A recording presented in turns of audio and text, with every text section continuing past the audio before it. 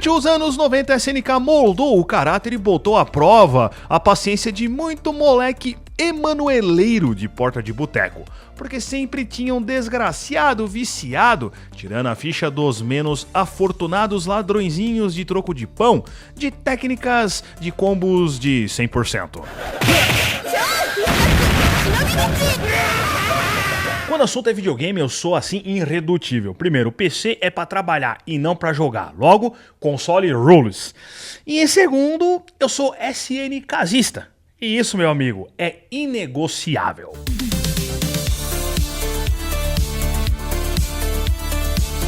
Ok, Neo Geo CD é uma bosta, em um típico artigo de Playboy com casa pintada de amarelo mostarda com telhado colonial, que viajava para a Disney de Varig. Porém, essa bendita marca filhote da SNK criou os jogos mais clássicos e que marcaram nossas vidas ali nos anos 90. E só de olhar de longe você já sabe que tá lidando com um jogo da produtora, só pelo design típico dela. Pois bem, como essa maravilha mágica fábrica de jogos 2D nasceu, como ela quase foi pro saco, na verdade chegou até a falir, mas retornou das cinzas e hoje está ali tímida no cenário de games.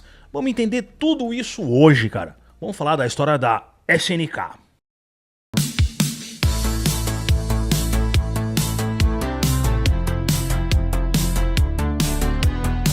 A história da SNK começa bem antes de muitos aqui pensarem em lutar para sobreviver e adentrar outro de vossas respectivas mães.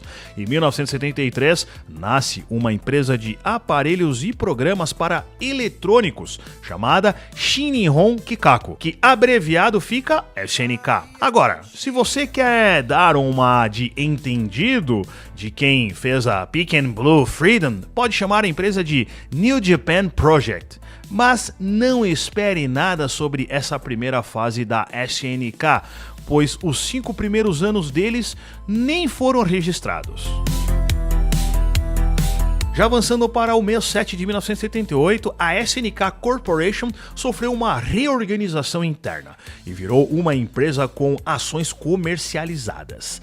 Seja lá o que isso for. Até a sede deles mudou e foi realocada para a região de Osaka. Agora muitos de vocês vão pegar a referência disso aqui.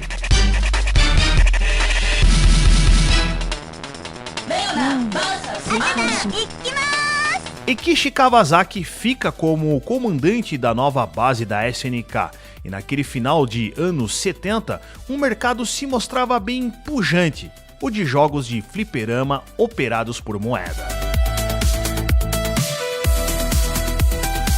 O final dos anos 70 marcava o final da era disco e o começo da New Wave, do vislumbre de mundos distópicos e recheados de tecnologias quase que humanamente impossíveis para a época. E claro, tretas de rua.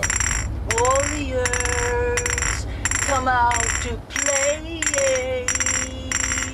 Em terras nipônicas, a molecada ficava alucinada ali com um dos lançamentos mais clássicos dos arcades, o Space Invaders. Quem assinou esta obra? A Taito, que desde os tempos de Dante criava essas tranqueiras aí lúdicas que marcaram gerações mundo afora.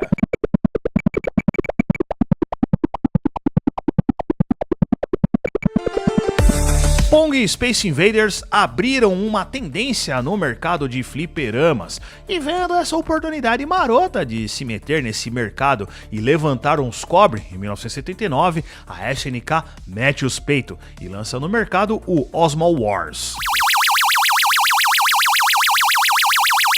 O que hoje os frescos jogadores de Sanwa Anti-Electromatic chamam de shooters, teve como pioneiro justamente essa clássica empreitada da SNK. Além de uma das bases do gênero, esse game foi inovador por conter fases separadas em vez de uma gameplay contínua e que se repetia. Vendo o sucesso, os homens da SNK criaram o Safari Rally, inovando com gráficos mais potentes e elaborados.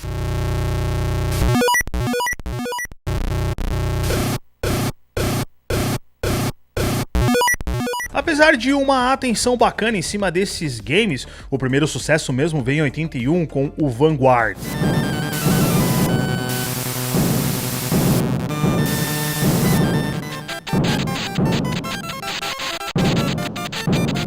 Lembrando que cerca de um ano antes, ali em 1980, outros games explodiram a mente da criançada. Jogos como Castlevania, Mega Man e Super Mario Bros 3 aqueceram o mercado dos games, mas sobretudo games caseiros.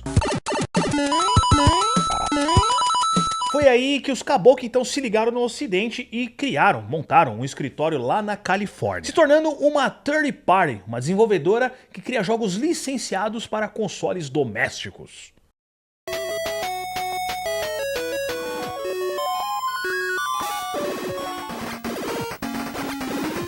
A primeira parceria foi a Nintendo, por razões óbvias. Os caras estavam dominando a porra toda.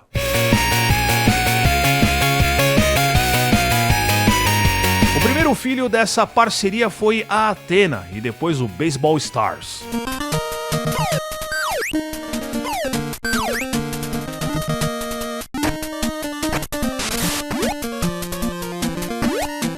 Em 1986, a SNK já podia meter o pau na mesa.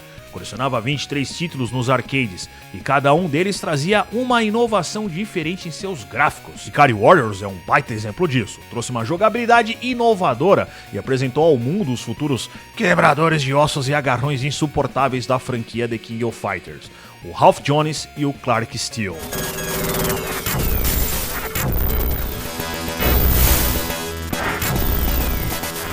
Foi nessa época, inclusive, que a SNK virou SNK Corporation.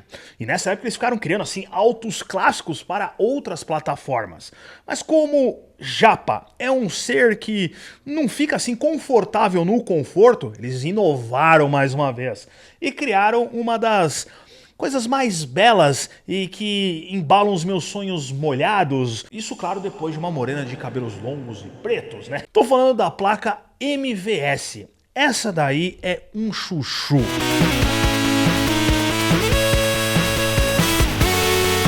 O charme e o sucesso dessa fartura de placa se deu pela possibilidade de rodar até 6 jogos em uma só máquina, com cartuchos intercambiáveis. Seria aí o começo das multijogos? Comenta aí embaixo pra nós. Todo o projeto rolou junto com a Alpha Denshi, depois conhecida como ADK. Ao invés de os donos de botecos lá da gringa comprarem uma máquina dedicada para cada jogo, era só ir trocando o cartucho e pimba. Você arrombava o troco do pão dos seus velhos em joguinhos infinitos. E junto com esse monstro nasceu o seu fodendo filho, que se não fosse pelo preço arrombado e nada competitivo de mercado, teria enfiado a Nintendo no cu do túmulo da concorrência. Tô falando do sistema Advanced Entertainment System, ou para os íntimos, Neo Geo AES. Neo Geo. There's no stopping us now. O AES era fluido, não tinha essa prosa medonha de load e era a simulação caseira perfeita para todo punheteiro espinhento que sonhava ter uma máquina de flipper no quarto, mas não podia.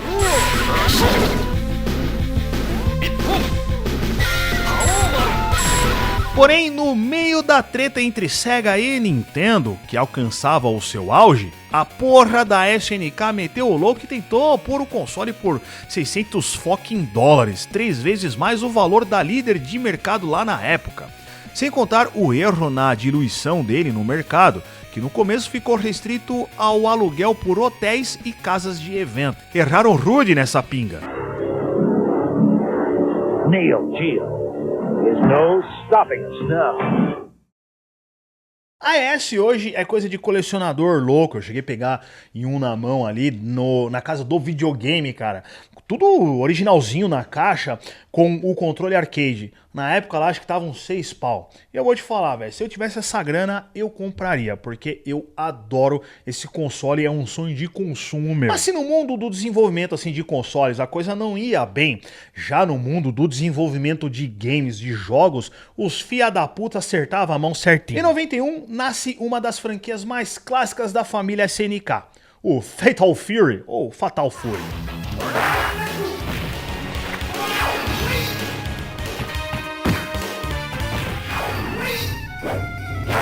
Todo mundo queria quebrar o Street Fighter 2 e a briga era tão feia que a SNK meteu um produtor da Capcom para desenvolver a série Fatal Fury, o Takashi Nishiyama. Apesar de ter uma jogabilidade meio travada, o game conquistou a galera.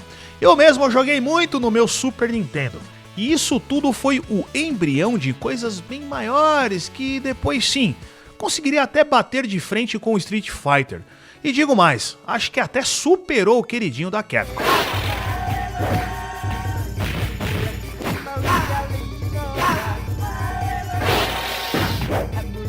Lembrando também que o game virou anime e séries de TV, e a Manchete até passou uma dessas obras audiovisuais da franquia. E eu particularmente adquiri o OVA do Fatal Fury pela Ação Games, que vinha a fitinha VHS de brinde.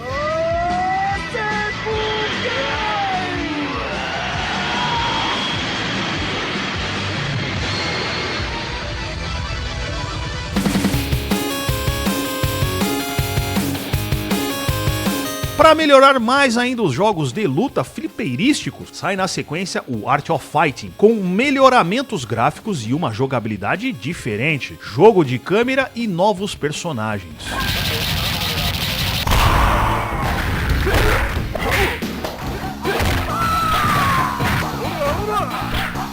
Já o Samurai Shodown era uma imersão histórica na cultura japoronga, com seus samurais e monstros antigos, e um destaque também para a ótima trilha, que misturava rock com elementos tradicionais.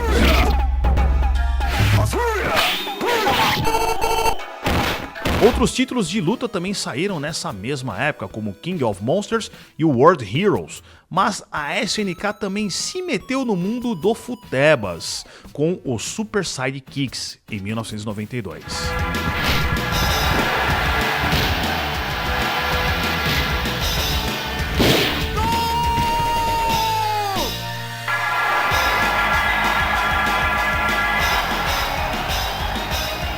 Já o começo da glória da SNK viria em 94, com o surgimento da franquia The King of Fighters, com KOF 94.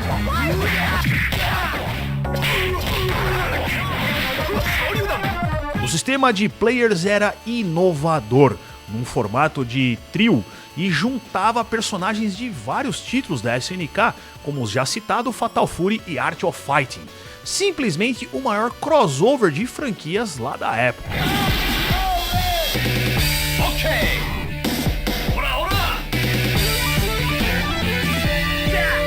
Em 94 também houve uma nova aposta da SNK no mundo dos consoles, o enfadonho Neo Geo CD. E puta que los parir, que console horroroso no que concerne ao desempenho de load. Um dos problemas de todos os consoles da época, os consoles de CD, como o Play 1 e o Saturno, eram os tediosos loads, uma coisa que simplesmente não existia na era dos cartuchos. E o Neo Geo CD era campeão em load lerdo, de minutos e minutos de demora. Olha, a reprodução dos já clássicos dos arcades não era ruim, mas é como eu disse, as demoras dos loads era um inferno. Para isso, eles tentaram uma atualização, o Neo Geo CDZ, porém era caro pra cacete e flopou.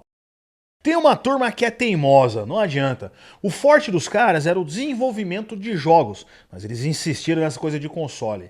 E apesar do AES ser um baita de um console, era caro pra cacete. Quer dizer, ainda é. Com isso, então, eles resolveram investir em casas de fliperama, as ditas Neo Geo World, e mudaram o slogan para The Future is Now. A SNK também produziu muitos jogos ali pro monstruoso PlayStation 1, que dominava o mercado lá na época, né?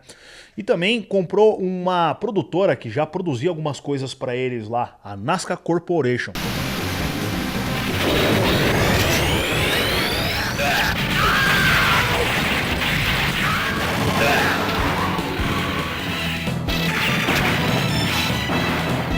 A franquia Metal Slug nasceu em 96 e dispensa apresentações. Jogabilidade frenética, trocas de armas insanas, trilha monstruosa e criou a cultura, pelo menos aqui no Brasa, de zerar com uma ficha só. O que fazia do meliante que conseguia um mestre dos games e respeitado entre os da quinta série.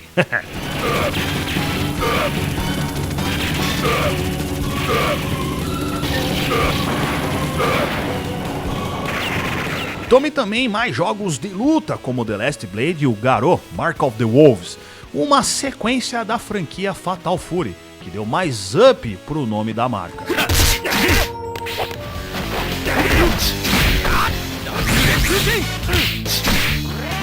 Lembrando que em 9.5 a Fatal Fury já tinha recebido um grande, digamos, upgrade com a série Real Bout, que arredondava sua jogabilidade e refinava seus gráficos a cada nova edição. Tudo isso em paralelo com o grande sucesso que o KOF vinha desempenhando em suas edições.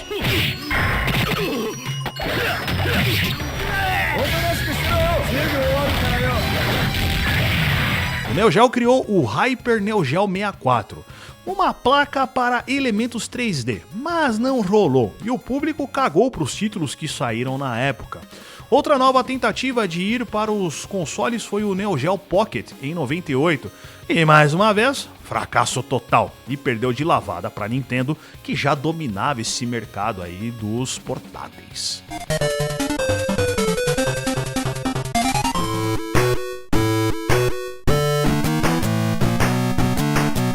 Entrando em 2000, a SNK estava ferrada das pernas. Já tinha fechado alguns escritórios lá nos Estados Unidos e suas casas de fliperama. E em 2001 declarou falência. Um dos motivos, a decadência no número de fliperamas, né, de jogadores, de usuários, né?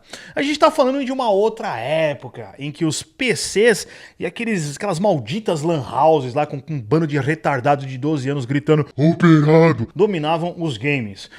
Infelizmente ali começa a decadência de tudo. Já a SNK na época foi comprada pela Aruze, e esses putos aí só queriam os direitos de imagem, por assim dizer, dos personagens para colocar naquelas maquininhas caça-níquel, que lá no Japão chama Ponchinkos. Já jogos mesmos eles não desenvolveram ou colocaram pouco dinheiro, pouca verba em cima. Cagaram em tudo. We're introducing Virtual Roulette. Virtual Roulette is high definition projected. Bom, pelo menos a Aruze na época fechou uma parceria com a Capcom, que deu origem à franquia Capcom vs SNK, que eu particularmente acho uma bosta, mas cada um tem o seu gosto.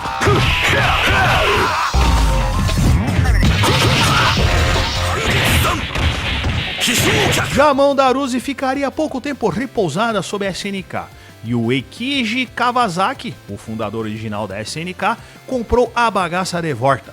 Ele tinha fundado a desenvolvedora Brezasoft e criou a Playmore Corporation, um conglomerado que abraçava outras empresas. No total, essa transição levou 2 anos e em 2003 ressurge então a SNK, sob o nome de SNK Playmore.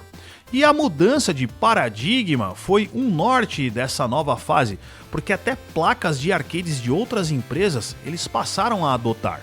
E apesar das dificuldades de portar clássicos em sprite para 3D, eles aos poucos fizeram essa mudança. Em 2005 ainda nos brindaram com o Neo Geo Battle Coliseum, uma homenagem aos clássicos.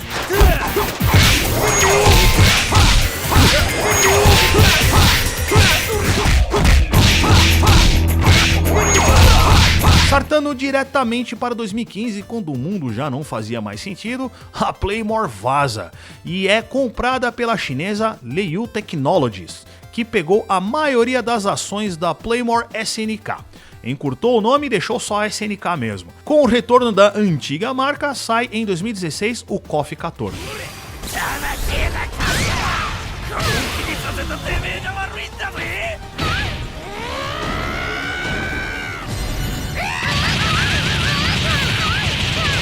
Hoje a SNK já não é mais a mesma e aposta em inovações.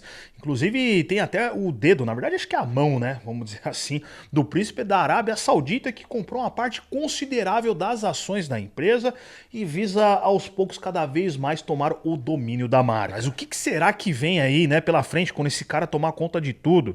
Eu particularmente odeio essas KOF novas aí e jogo 3D de luta, eu só dou um desconto pra um outro clássico da Capcom lá, a Rival Schools. De resto, pode jogar tudo no lixo. Mas me diga aqui nos comentários qual que é o seu jogo preferido do SNK. E é, obviamente, o The King of Fighters, mas qual The King of Fighters vocês gostam? Põe aqui embaixo, beleza? E antes de sair desse vídeo, dá uma sacada nesse outro que eu fiz aqui sobre a história da SEGA. Também uma outra marca importantíssima que viveu o céu e faliu, foi pro saco e hoje também é uma outra empresa completamente diferente. Dá uma sacada lá, aguardo vocês, forte abraço, falou!